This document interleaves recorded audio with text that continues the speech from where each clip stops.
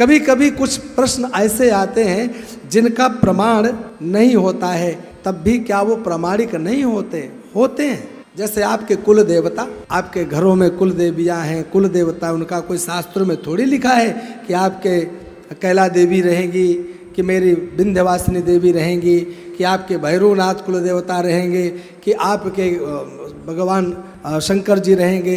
कौन से देवता आपके कुल देवता के रूप में, कौन सी देवी कुल देवी के रूप में रहेंगी, ये निर्धारण हमें शास्त्रों ने पहले नहीं बताया। शास्त्रों ने केवल यह बताया है कि हर व्यक्ति के अपना इस जीवन में, संसार में कुल देवता भी होंगे, आपके कुल गुरु भी होंगे, कुल देवियाँ भी होंगी, आपके क्षेत्र की रक्षा करने वाला क्षेत्र देव भी होता है, ग्राम की रक्षा करने वाला ग्राम देव भी होता है, घर की रक्षा करने वाला वास्तु देवता भी होता है।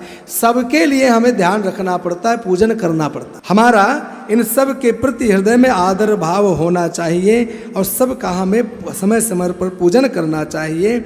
हमारे महाराज कहते हैं कि जितना संपूर्ण देवताओं के प्रति हमें हृदय में भाव हो, उतना ही हमें पितृदेवताओं के प्रति भी आदर भाव होना चाहिए, आदर भाव होना चाहिए। हम लोग सब देवताओं का पूजन करते हैं, लेकिन जो शास्त्रों में एक परंपरा थी ना, घर में कोई विवाह संस्कार हो, कोई मंगल कृत्य हो, कोई भी गृह प्रवेश हो, गृहारंभ हो, कभी भी किसी भी घर के अंदर होने वाले शुभ कर्मों में गणपति से लेकर संपूर्ण देवताओं का जहाँ पूजन उपयोगी होता है, वहीं पर पितृ देवताओं का अर्चन भी पूजा का अंग होता है, जिसको हमने भुला दिया और उसी कारण से हम घर गृहस्थी में रहते हुए अनेक अनेक दुखों को भोगते रहते। लेकिन नंद बाबा से सीखिए। बाबा नंद के यहाँ पुत्र उत्पन्न हुआ, भगवान कृष्ण उनके यहाँ पहुँचे। जब उन्हें खबर लगी कि मेरे घर में इस अवस्था में भी पुत्र रत्न की प्राप्ति हुई है, तो सबसे पहले जमुना में स्नान करते हैं, ब्राह्मणों को बुलाते हैं और फिर विधिवत पूजन करवाते हैं।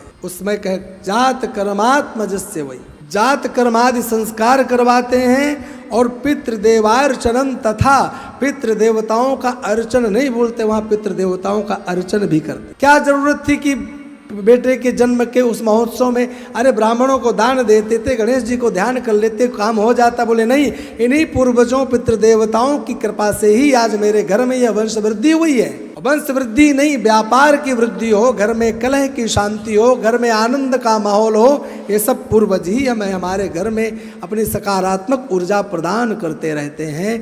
तो किसी व्यक्ति के लिए अपने पूर्वज, अपने गुरुजन, भले वह ब्रह्मलोक को चले गए हैं, उनका भी हमें हमेशा ऋण रहता है, उनका भी हमें हमेशा ध्यान रखना चाहिए।